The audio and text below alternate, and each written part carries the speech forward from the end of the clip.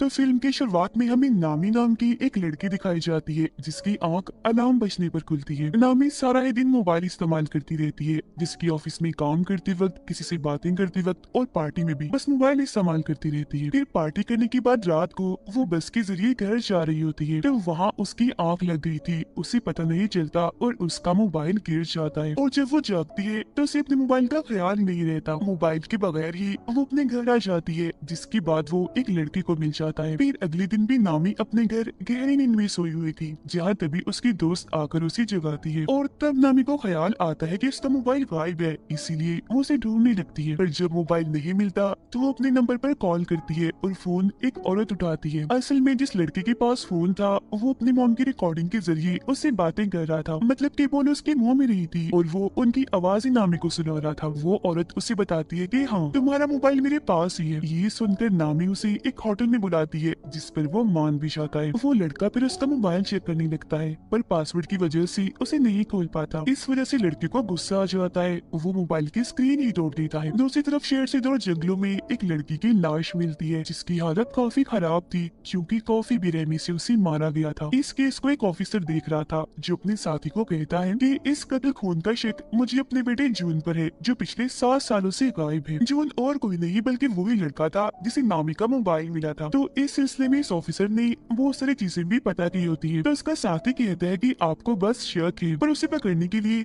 हमें सबूत इकट्ठा करने होंगे। उधर नामी अपने डैड के होटल में आकर उनसे मिलती है। उसे पता चलता है कि मेरे डैड का इंस्टाग्राम अकाउंट भी है, तो ये जानकर उसे काफी खुशी होती है। अब तभी नामी के पास उसी औरत की कॉल आती है जिसके पास उसका मोबाइल था। वो कहती है कि गलती से तुम्हारे मोबाइल की स्क्रीन टूट गई है, मैंने उसे ठीक करने के लिए मोबाइल की एक दुकान पर भेज दिया है, पैसे भी दे दिए, तो तुम उस दुकान पर जाकर अपना मोबाइल ले सकती हो। फिर थोड़ी ही देर बाद नामी अपना मोबाइल लेने के लिए उस दुकान पर पहुंच जाती है, जहां उसे जॉन भी दिखता है जिसने मास्क लगाया हुआ था। वो नामी के मोबाइल की डिटेल्स में उसका पासवर्ड भी पता लगवा देता है और फिर उसका मोबाइल ठीक करने के दौरान वो उसमें एक हैक करने वाला सॉफ्टवेयर भी डाल देता है और उसके मोबाइल का एक डुप्लीकेट फोन बनाकर नामी को दे देता है। वो फिर वहाँ से चली जाती है। अब जो जो नामी अपने मोबाइल पर कर रही थी वो सब जॉन भी देख रहा था, क्योंकि उसने नामी के मोबाइल को अपने कंट्रोल में कर लिया था और ये भी उसे चला सकता था। वो उसके चैट्स, इन्हीं मैसेजेस पर वो किससे बात करती है, कॉल्स, यहाँ तक कि खुद नामी पर भी कैमरा के जरिए नजर रख रहा था। फिर रात में जब नामी अपने डैड के होटल में काम करवा रही थी तो तब जून भी वहाँ आता है और उसे बताता है कि मैं यहाँ आता रहता हूँ। वो उसे इसलिए नहीं पहचान पाती क्योंकि दुकान में उसने मास्क लगाया हुआ था। वो नामी से यहाँ की सबसे खास शराब मांगता है। अब क्योंकि वो उसके मोबाइल पर नजर रख रहा था तो उसे सब पता चल जाता है कि नामी को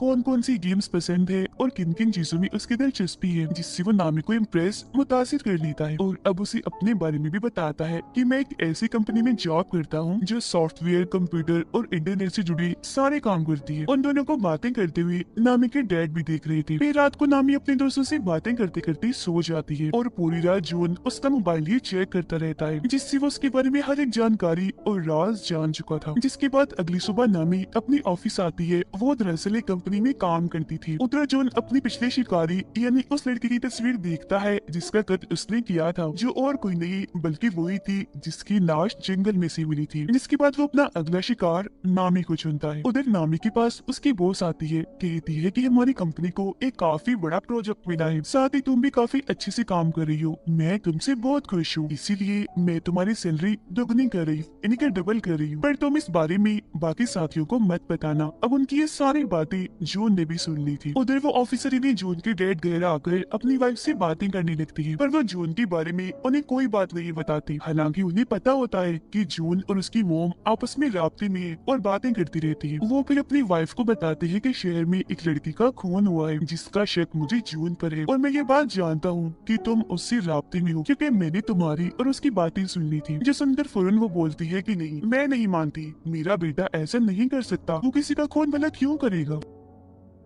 ठीक इसी वक्त ऑफिसर के पास उनके दोस्त का मैसेज आता है जो कहते हैं कि मुझे जॉन की लोकेशन का पता चल गया है, यानी वो जहाँ रहता है उस जगह का पता। उधर नामी अपने प्रोजेक्ट पर काम कर रही थी, काफी खुश थी वो, जबकि जून उसके घर जाता है और उसकी सारी चीजों को चेक करने लगता है, जिनमें उसे नामी का दूसरा मोबाइल भी मिल जाता है, यानी वो एक नहीं 2 मोबाइल इस्तेमाल करती है। उधर ऑफिसर की साथियों ने बताती है कि जिस जगह के बारे में मैंने आपको बताया है, इन्हें जून की लोकेशन पता चला है कि वो वहाँ सबसे चोरी रह रहा है। जब वो ऑफिसर इन्हें ही जून की डेट उस जगह पर जाने के लिए अकेले ही निकल पड़ते हैं। वो जब वहाँ पहुँचते हैं तो घर के अंदर भी चले जाते हैं और हर जगह की तलाशी लेने लगते हैं। साथ ही उन्होंने यहाँ की तस्वीरें भी बना ली थी। मरने वाली लड़की की मोम के बारे में भी इन्हें पता चल जाता है। इतनी ही देर में जून भी बाहर आ गया था। वो ये बात जान चुका था कि घर के अंदर कोई घुस आया है, इसीलिए चुपके से जब वो अंदर झांकता है तो अपने डैड को वहाँ देख लेता है। अंदर उसके डैड को लाश के नाखूनों पर लगी नेल पॉलिश भी मिल जाती है, जिससे उन्हें पता चल चुका था कि ये खून मेरे बेटे जून ने ही किया है। अब चालाकी से जून अपने डैड को उस कमरे से बाहर बुलाता है और जब वो वापस दोबारा अंदर जाते हैं तो जून वहाँ की हर एक चीज, सबूत, सारे कागजात को बर्बाद कर चुका था। जून अब दोबारा से नामी के होटल में जाता है और उसके डैड से मिलकर उन्हें भी यही बात कहता है कि मैं यहाँ आता रहता हूँ और यहाँ की सबसे खास शराब मांगता है। उसे देखकर नामी की डैड समझ जाती है कि ये झूठ बोल रहा है, ये हमारा रेगुलर कस्टमर नहीं है, मतलब ये यहाँ रोज रोज नहीं आता। फिर वो नामी से बातें करने लगता है और रात को जब वो बाप बेटी घर जा रही थी तो उसकी डैड नामी को कहती है कि जून एक नंबर का झूठा इंसान है, वो हमसे कुछ छुपा रहा है क्योंकि वो दूसरी बार आया है होटल में, उससे पहले कभी भी नहीं आया, मुझे वो ठीक नहीं लग रहा, तो तुम उससे दूर रहो। जिस पर वो कहती है डैड मुझे तो ऐसा कुछ नहीं लगता, मैं ठीक है, मैं इससे दूर रहूंगी। अब उनके बीच की ये सारी बातें जून ने भी सुन ली थी। रात को नामी अपने दोस्त के साथ थी, वो उसे भी जून के बारे में बताती है कि अगर वो थोड़ा सा हुलिया बदले यानी बाल छोटे करवा ले और चश्मा उतार दे तो वो बहुत ही प्यारा लगेगा। उसकी दोस्त कहती है कि मैं भी उसे देखना चाहती हूँ। तब नामी उससे वादा करती है कि ठीक है, मैं तुम्हें उससे मिलवा दूंगी। ऑफिसर मरने वाली लड़की की मोम से आकर मिलती है, जहाँ वो इन्हें बताती है कि मेरी बेटी का मोबाइल कहीं गिर गया था, फिर उसकी स्क्रीन टूट गई और मेरी बेटी को मोबाइल पर एक मोबाइल की दुकान से मिला था, जिसके बाद से ही उसके साथ अजीबोगरीब चीजें होना शुरू हो गई थी और उसके बाद फिर किसी ने उसे मार दिया। तब वो लड़की की मोम से वादा करती है कि आप परेशान ना हो, उसके खूनी को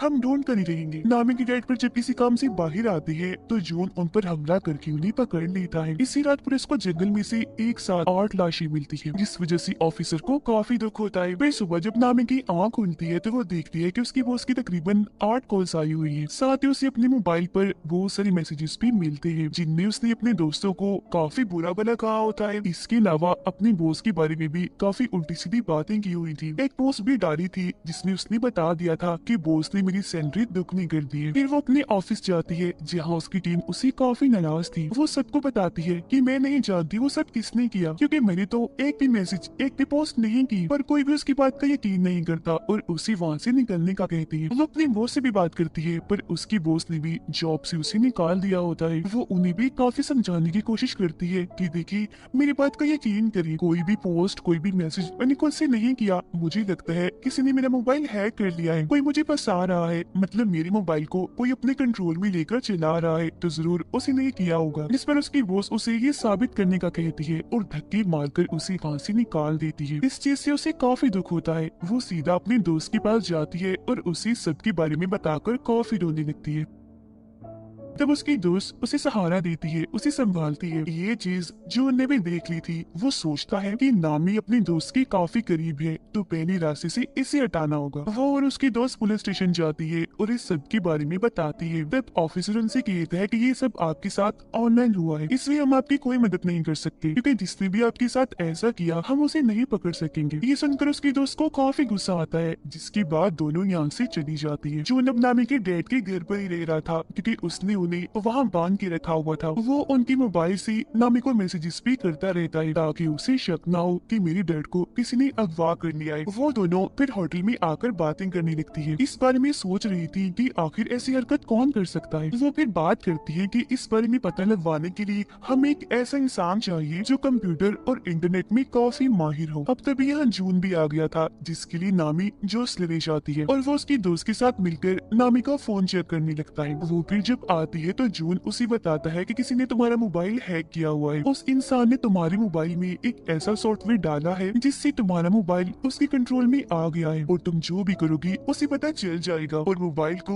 वो अपने तरीके से भी चला सकता है। वो फिर नामी को बाहर लाता है और बताता है कि ये काम किसी करीबी का है, वो करीबी जिसे तुम्हारे मोबाइल का पासवर्ड भी पता है, क्योंकि पासवर्ड खोलने के बाद ही उसने ये सब किया होगा ना। अब तभी उन दोनों की तस्वीर चुटकी सी नामी की दोस्त बना रही थी, जिससे उसे काफी अजीब लगता है। वो फिर होटल में जब आती है तो उसकी दोस्त उसे एक खबर दिखाती है जिसमें पुलिस को एक साथ 8 लाशें मिली थी। अब उसकी दोस्त नोट कर लेती है कि नामी मुझसे बात नहीं कर रही। वो उससे इसकी वजह पूछती है कि तुम मेरी बात क्यों नहीं सुन रही, तुम्हारा मूड भी खराब है, क्या हुआ, नाराज हो? जो सुनकर नामी भड़क जाती है, कहती है कि मुझे तुम पर शक है, ऐसा मेरे साथ तुमने किया होगा क्योंकि मेरी पासवर्ड तो सिर्फ तुम ही जानती हो। जो सुनकर उसकी दोस्त को काफी बुरा लगता है। वो कहती है कि तुम कल के आए उस लड़की जून की वजह से मुझ पर शक कर रही हो। ठीक है, अगर तुम्हें ऐसा ही लगता है तो मैं तुमसे दूर चली जाती हूँ। इतना कहने के बाद वो नामी से अपनी दोस्ती तोड़कर चली जाती है। वो काफी दुखी थी, रो रही थी और ये चीज जून भी देख लेता है। उधर पुलिस मरने वाले लोगों की लाशें जब उठा रही थी तब उनका सामान भी देखा जाता है, जो देखकर ऑफिसर काफी परेशान हो गई थी। तब उनका साथी कहते हैं कि ये काम आपका बेटा ही कर रहा है, हम जानते हैं, तो हमें उसे पकड़कर रोकना होगा जल्द से जल्द क्योंकि चीजें काफी आगे तक निकल गई है। तब ऑफिसर कहती है तो सबसे पहले तुम उस मोबाइल्स की दुकान को ढूंढो जहाँ जून काम करता है, जिस पर उसका साथी हाँ बोलता है और ये दोनों वहाँ से निकल जाते हैं। नामी होटल में बैठी अपनी और अपने दोस्त की वीडियो देख रही थी। वो काफी दुखी थी और अपना मोबाइल गिरा देती है जिससे स्क्रीन फिर से टूट जाती है। उधर ऑफिसर और उनके साथी को जो उनकी मोबाइल्स की दुकान मिल जाती है, पर उसने यहाँ की हर चीज को तबाह बर्बाद कर दिया था। लेकिन कुछ पेपर्स के जरिए उन्हें 8 कस्टमर्स के बारे में पता चलता है जो और कोई नहीं बल्कि वही लोग थे जिनकी लाशें इन्हें मिली थी। ऑफिसर बताते हैं कि मुझे 9वीं लड़की की डिटेल्स भी पता है जो मरने वाली है और वो डिटेल्स मुझे जून के घर से ही मिली थी, तो अब हमें उसको बचा लेना चाहिए। जो सुनकर उनका साथी कहता है कि हमें इस सब के बारे में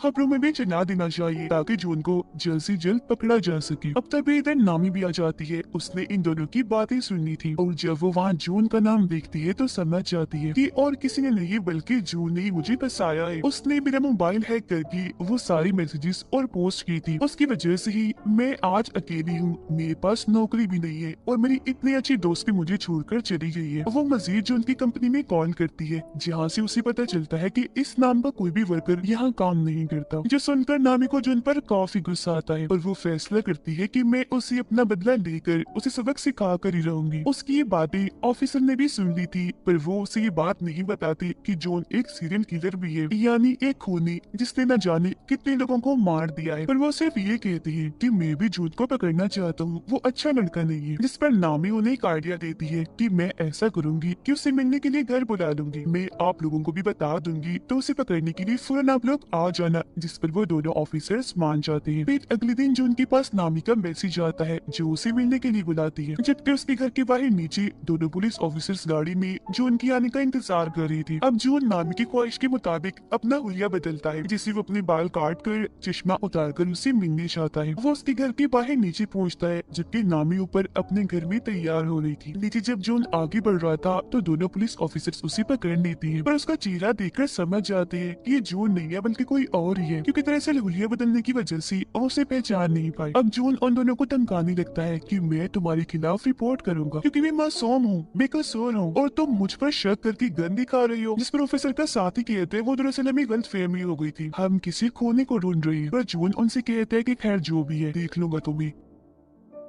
इतना कहने के बाद वो वहाँ से चला जाता है, जबकि दोनों ऑफिसर्स ऊपर आकर नामी से मिलती है। वो उन्हें बताती है कि जो उनका मैसेज आया है उसका कहना है मैं मसरूफ हूँ, आज बाद में मिलूंगा। वो फिर कहते हैं कि मैं अपना मोबाइल ठीक करने के लिए दे रही हूँ, तब तक दूसरा मोबाइल इस्तेमाल करूंगी और जब मेरा पहला मोबाइल मुझे मिल जाएगा हम उसे पकड़ लेंगे, जिसके लिए ऑफिसर्स भी मान जाते हैं। अब ऑफिसर के पास पुलिस स्टेशन से कॉल आती है। एक ऑफिसर उन्हें बताता है कि ये बात अब सबको पता चल गई है कि ये सारे खून और किसी ने नहीं बल्कि आपकी बेटी जून ने की है, तो अब से आपको इस केस से दूर रहना होगा ताकि आपको कोई खतरा ना हो। जो सुनकर वो काफी परेशान हो जाती है। अब नामी अपने दूसरे मोबाइल को निकाल कर उसमें अपनी सिम डालती है और ऑन करके उसे चलाकर बाहर आती है। ऑफिसर उसे कहते हैं कि तुम्हारी जान को भी खतरा है तो तुम भी किसी ऐसी जगह पर चली जाओ जहाँ तुम महफूज रह सकती हो। तो वो कहती है कि मैं अपने डैड के घर चली जाती हूँ, वही मेरे लिए ठीक जगह होगी। जिसके बाद वो ऑफिसर्स के साथ वहाँ जाने के लिए निकल जाती है। वो जब वहाँ पहुँचती है तो ऑफिसर उसे अपना कार्ड देता है, जिस पर वो कहती है कि ठीक है कुछ भी हुआ मैं आपसे राब्ता करके बता दूंगी, और घर के अंदर चली जाती है। अंदर आने के बाद वो अपने डैड को आवाज लगाने लगती है कि मैं आ गई हूँ। फिर अपने कमरे में जाकर जब वो मोबाइल इस्तेमाल कर रही थी तो उसे जून के नए नंबर से मैसेज आता है। वो जब उसे कॉल करती है तो फोन बजने की आवाज उसे यही इसे घर से आ रही थी। वो चौंक जाती है और फौरन ऊपर जाकर चेक करती है, पर वहाँ पर कोई भी नहीं था। लेकिन वो फिर भी डर गई थी, इसीलिए ऑफिसर को फौरन कॉल करने लगती है। पर तभी उसका मोबाइल अपने आप ही चलने लगता है। जो देख वो समझ गई थी कि जून ने इस मोबाइल को भी हैक कर लिया है। उसे अपने डैड की फिक्र होने लगती है, तो वो उन्हें हर जगह ढूंढ रही थी जहाँ उसे जून मिल जाता है। वो कहता है कि अगर तुम अपने डैड को जिंदा देखना चाहती हो तो दोनों ऑफिसर्स को अभी मैसेज करो कि मैं यहाँ बिल्कुल ठीक हूँ, महफूज हूँ, तो आप फिक्र मत करना, हम 2 दिन के बाद मिलेंगे। अब ना चाहते हुए भी नामी अपने डैड की जान बचाने के लिए उन्हें ये मैसेज कर ही देती है। वो यहाँ उसे पूछती है कि मैंने तुम्हारा क्या बिगाड़ा था, तुमने मुझे ही क्यों पकड़ा? तो वो बताता है कि मुझे तुम्हारा मोबाइल बस में से मिला था, तो इसीलिए मैंने तुम्हें अपना शिकार चुना, क्योंकि जाहिर है मोबाइल के जरिए मुझे तुम्हारे बारे में सब पता चल सकता था, तो भला मैं तुम्हें फिर कैसे छोड़ता? फिर वो नामी को बाथरूम में उसके डैड के पास लाता है जहाँ उन्हें बांध के रखा हुआ था। वो उन्हें मारने की धमकी देता है। तब नामी कहती है कि तुम मेरे डैड को मत मारो प्लीज, मैं कुछ भी करने को तैयार। जो सुनकर जॉन उसे खुद को टेप की मदद से बांधने का कहता है, और जब नामी उसकी मदद से ऐसा कर लेती है तो वो उसके डैड को डुबोकर मारने के लिए अपनी पानी छोड़ देता है। ये चीज नामी भी देख रही थी। दुखी होकर वो रोने लगती है। साथ ही वो जॉन को काफी बुरा बुरा भी कह रही थी, तो वो उसे भी उठाकर ठिकाने लगाने के लिए पर टेप लगा देता है और बाथ टब में छोड़ देता है जो पूरा ही पानी से भर गया था। वो उसकी तस्वीरें बनाकर उसकी बेबसी पर हंस रहा था और वहाँ से बाहर निकल आता है। उसे ऑफिसर का कार्ड मिलता है जिसके पीछे उन्होंने लिखा था नामी सिर्फ कॉल करना, मैसेज नहीं। पर क्योंकि इसने तो ऑफिसर को मैसेज करवाया था तो उन्हें पता चल गया था कि जरूर ये जून ने किया है, तो इसका मतलब वो यहाँ आ रहे थे जून को पकड़ने के लिए। अब जून को भी एहसास हो जाता है कि ऑफिसर्स घर में घुस आए हैं। वो ऑफिसर के साथी को जाकर पकड़ लेता है, पर पीछे से उसकी डैड ऑफिसर आकर उसे पकड़ लेती है। मगर क्योंकि ये उनका बेटा नहीं होता तो वो इसे मारने लगते हैं और अपने बेटे के बारे में पूछते हैं। पानी में डूबकर नामी मरने ही वाली थी कि तभी ऑफिसर का साथी उसी पानी से बाहर निकाल कर मरने से बचा लेता है। ऑफिसर उसे मार मार कर काफी जख्मी कर देते हैं और अपने बेटे के बारे में पूछते हैं। तब वो कहता है डैड मैं ही आपका बेटा हूँ, जिस पर ऑफिसर मान भी जाती है। तो वो उन पर हंसने लगता है और कहता है कितने बेवकूफ हो तुम,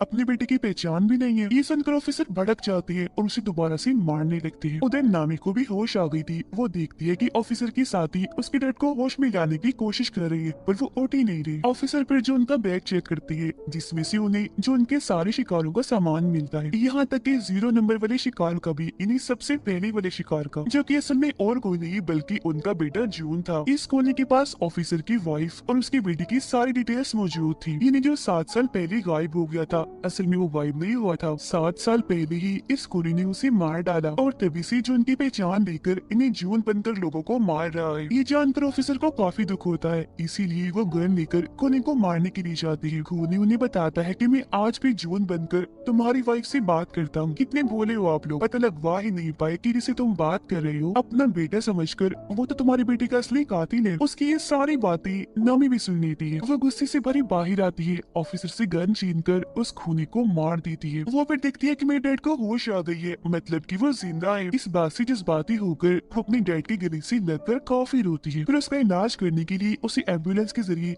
हॉस्पिटल भेज दिया जाता है, जहाँ से पुलिस भी सभी मरने वालों की चीजें इकट्ठा कर रही थी। कुछ दिन के बाद सभी को खूनी के बारे में पता चल जाता है, यानी कि वो ऑनलाइन ही इंटरनेट के जरिए ही लोगों को पकड़कर उन्हें मारता है और अब वो मारा जा चुका है। बस इससे ज्यादा और कोई जानकारी नहीं मिल पाती। फिर नामी जब अपने डैड और दोस्त के साथ होटल में थी तो कोई चुप्पी से उस पर नजर रख रहा था, जिसे वो खुद भी देख लेती है, पर समझ नहीं पाती कि ये कौन है। तो या तो ये खूनी ही हो सकता है जो शायद मरा नहीं होगा, या फिर ऑफिसर का बेटा भी हो सकता है, या कोई तीसरा इंसान भी हो सकता है जो अब खूनी की तरह ही ऑनलाइन पकड़ पकड़ कर लोगों को मारेगा सिर्फ अपनी इंजॉयमेंट के लिए। और इसी सस्पेंस भरे सीन के साथ ही ये कहानी इधर ही खत्म हो जाती है।